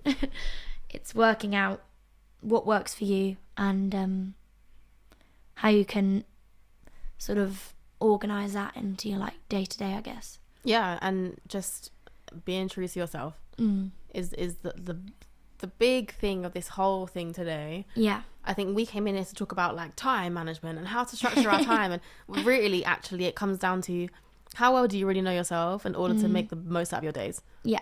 For you, not for him and her and her and her. And you know, like our parents always say, like, are you sure this is what you want to do? Like, this is a crazy idea. Like, why are you doing that? Like, what a waste of your time. Yeah. It's not a waste of your time, because that's how you see it, but it's not a waste of my time, because it provides me this and this. You know what I mean? And I think, again, it just comes down to knowing yourself and knowing when it's right or wrong for you, and only you know that. No one else can tell you that. Your parents might know you well, but you don't know them. They don't know you better than you know as yourself. well as you know yourself. Yeah, 100%. You know, and it's, again, just self-belief and knowing yourself and being okay with what you like and what you don't like. Just because the people around you don't like it doesn't mean that you don't have to either. Yeah. And it's okay not to know that all now. It is still you will become, you know, in 5 years' time, you'll know yourself a lot better than you do now. For sure. And in 10 years' time, you'll know yourself even more. So but it's still a journey. You will know each other.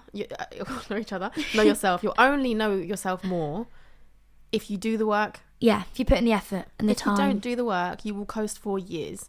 And then be in a rut and not know how you got there. Yeah. Because you weren't aware of the journey that you were on and the growth that you were making and the things that you like. You've got to invest time as well in yourself. Yeah. For all these other positives to start. Just silence. You've got to invest silence into yourself, and that's the hardest part. Because we like I can't be silent. Run. No, 100%. Which is why we have to invest in it, right? Like, it's not easy for us to just sit and just, you know what I mean? It's hard. Yeah. Because then you start thinking, God, like, maybe I'll like open a McDonald's one day, or like maybe I'll, you know, have a franchise in the gym, or something. Who knows? Like, you know, crazy things can happen. But having that self-belief mindset of like, I can do anything. Yeah. You might open it for a month and then close it a month later. At least it's on your bucket list and you can tick it. And that's how I think of things now. I think, like, what's on my bucket list? Always wanted to do a clothing brand, ticked it. Podcast, ticked it. You know what I mean? Like, when I go back to Dubai, I want to do a podcast on a yacht, just because. Just why not? Fun. Sit on a boat and just talk rubbish. Like, great. For no other reason than I just like the sound of it. You know, I see someone do it and I thought, oh, that was a nice idea. Like, maybe I'll try it. Get some wind protectors though. Yeah.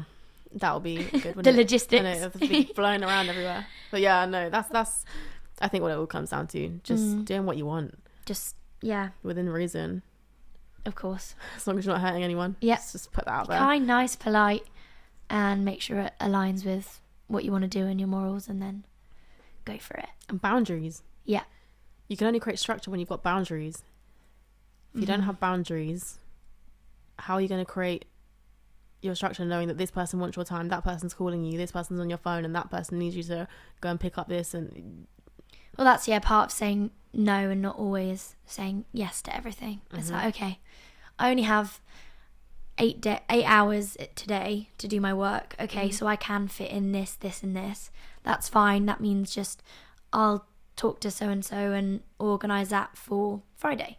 Or I'll see if they're around on Saturday and we'll do that then instead, because otherwise. Well, I agreed to do a workshop actually for another company, and I had to pull out because I was like, I'm actually doing myself no favours with this workshop whatsoever. And it sounds great, and I'm like travelling the UK with like teaching in different dance schools, but actually that's not what serves me. Yeah. I don't do this to tour. I do this to bring people together that are in my community in front of me, and that's what I benefit from. Yeah. You know what I mean? And when I really deeped it, I was thinking, that's my whole Saturday.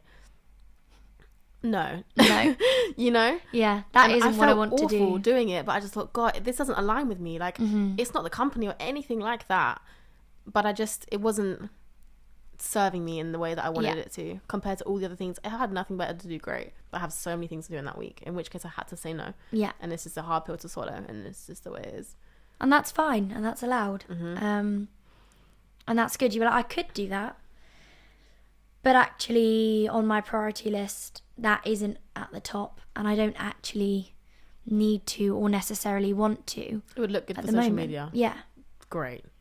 But if that's the only thing, then you're like, okay. Especially when I don't really care about social media anymore. Yeah. It was even even lower on the list. Way lower on the list. It's like, oh, it ticks 1 boxes, but all these other things ticks about 5 or 6 boxes. So maybe not. Maybe that's 100%. Just not worth my time. Like, what would you say is like a daily struggle for you? It can be anything, because I know everyone's is different, but generally. A daily struggle for me is going to the gym. Really? A daily struggle for me is making time for me. I'm good at making time for my friends. That was a thing for the year. Yeah. That I wanted to achieve. And my family. A daily struggle with making time for me. I don't do that.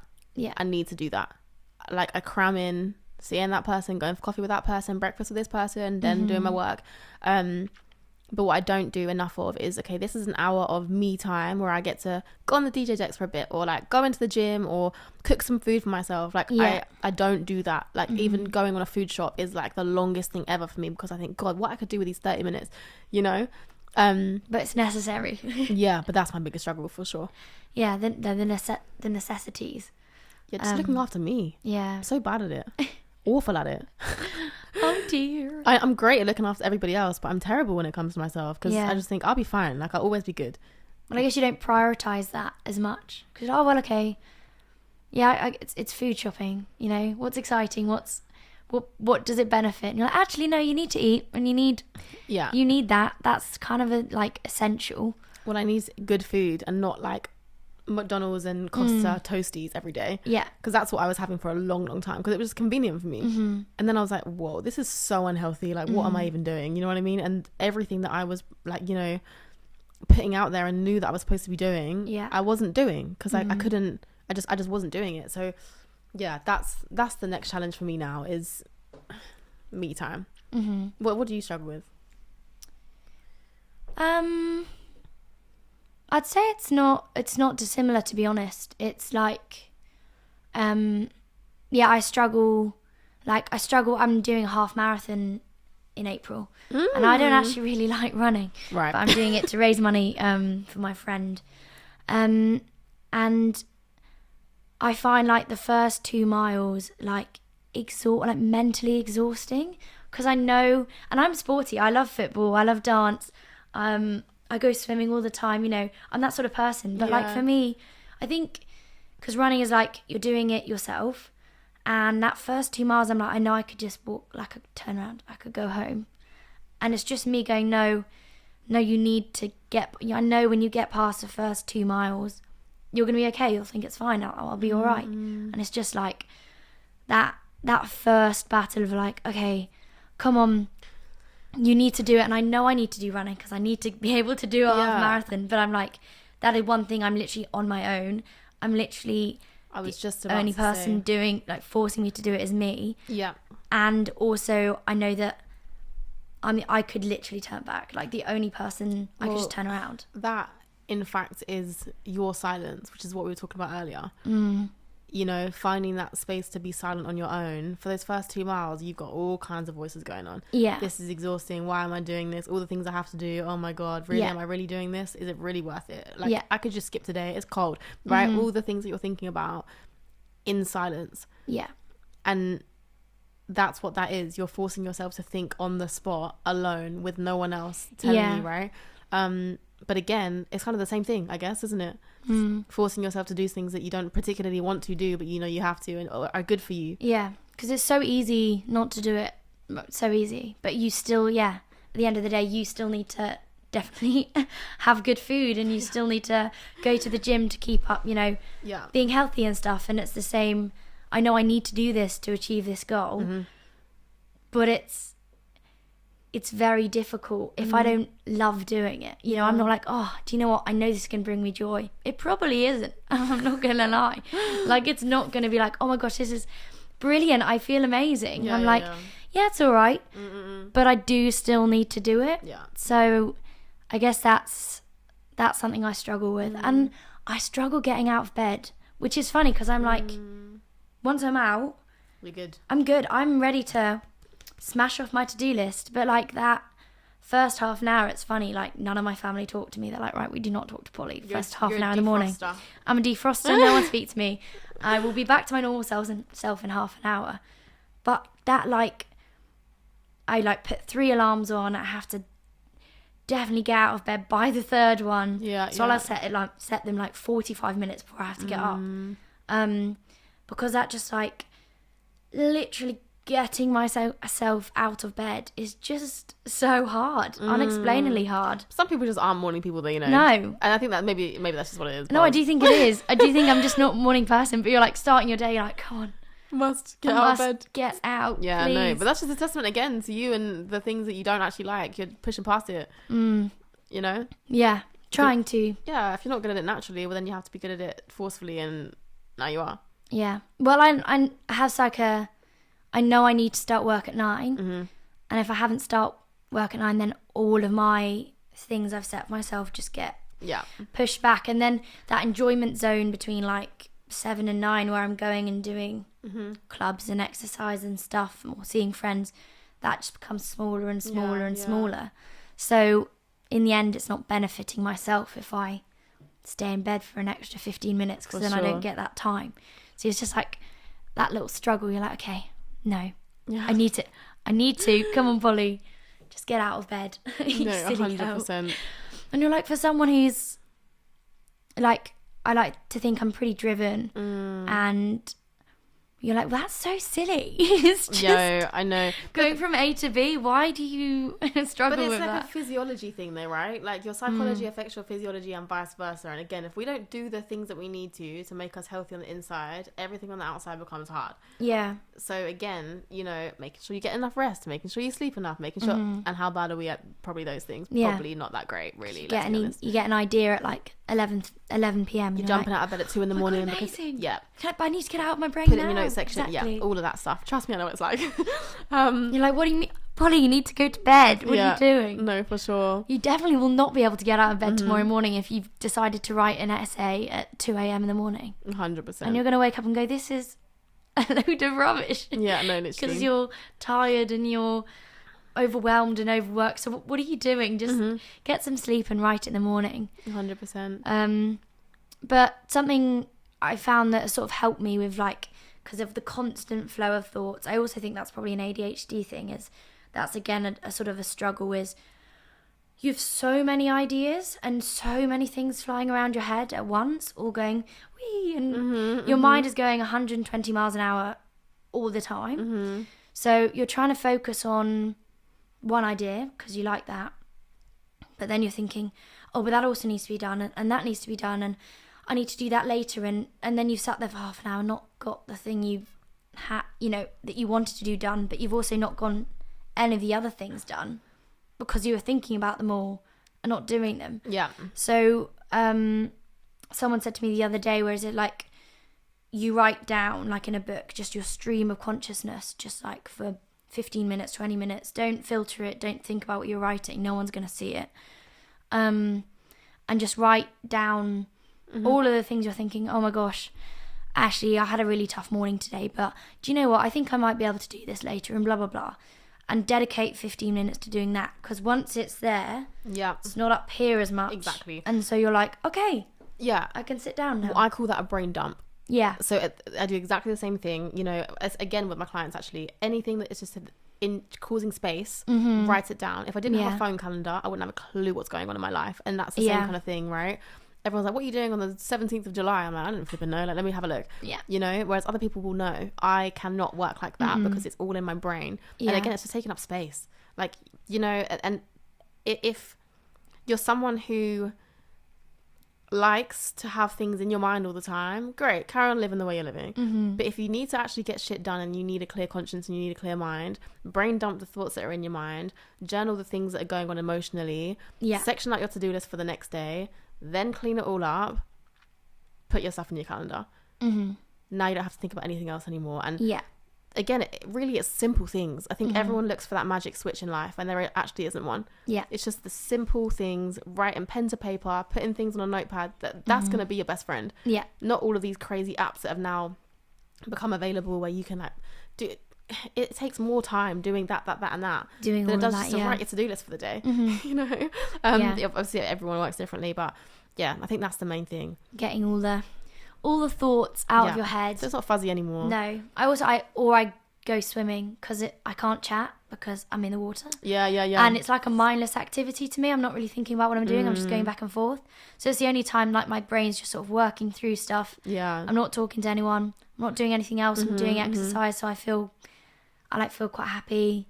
I'm chilled. And then so whenever I have an argument with someone, or I'm stressed, or the day has been really, really difficult, I just go swimming.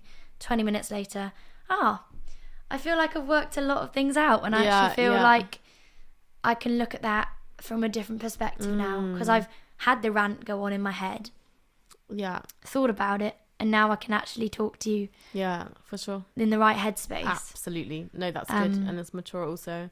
Otherwise you're just like saying things and they're all coming from different angles, and you're also overwhelmed. For sure. My mum's like, Polly, just go swimming. Well, Polly, thank you so much for coming on the podcast, sharing everything that you can share with Project Heard, and openly asking me all these questions without fear, because if it wasn't for you, we wouldn't have what we have right now. And so many people asking the same questions, or feeling like they're at a point in their life where they're stuck in a rut, or they can't get out, or etc. I think you and I together have really, really hopefully given some kind of value today. You've helped so much by asking questions that everybody else maybe won't. And if anything, like, it's inspirational to see somebody come to the forefront of, really, I'm your dance teacher, right? Yeah. That's all you know me as, and you're my dance student. Yeah. So to be like, Beckie, can I go for coffee with you and ask you a few questions is super, super, super brave, because I could be like, see you in the studio. You know what I mean? See you later. 100%. And I think, again, it comes down to, morals, ethics, who you are as a person. I will always invest my time in people that have invested time into myself, my people, the company, whatever else it is. You've always been loyal to us. You've always been there. You've always done your part. You've always, shown up when you need to show up. And I think this is massively a good time to tell you that we're super grateful for you at Army DC. Thank you. Everybody loves you. Everybody's proud of you. We're super proud of what you're doing, and the films and the directing and being in this cinema and all of those things. You're proving to yourself and to other people that you can do whatever you want to do in this life. I think, how old are you now? 21. 21. Recently. Right. Happy birthday. Thank you. You and I both, in completely different maybe stages of life. Really, the result is always the same. Get to know yourself better. Do the work on your own. Know your boundaries, set your limits off for what's important to you, know when to say yes, know when to say no, and make sure that everything aligns with you. And if you're going to do something that doesn't pay the bills, then make sure it serves you in other ways. Yeah. And if it means investing in yourself and investing in whatever direction that you need to go into, then that's what you need to do. And it's a hard pill to swallow, but you know what? The best people in the world and the ones that know everything are the ones that are learning the most, not the ones that are talking the most. So that will wrap up our conversation. Yeah. Thank you so much again. No worries at all. Anyone in the comments, if you have... Sorry, I really just cut you off just then. Anyone in the comments, if you have anything that you want to ask us, say if this has helped you in any way, please like, subscribe, all of that stuff to the podcast. Follow the podcast. It helps us so much. And please keep sharing on your stories, etc. It goes such a long way.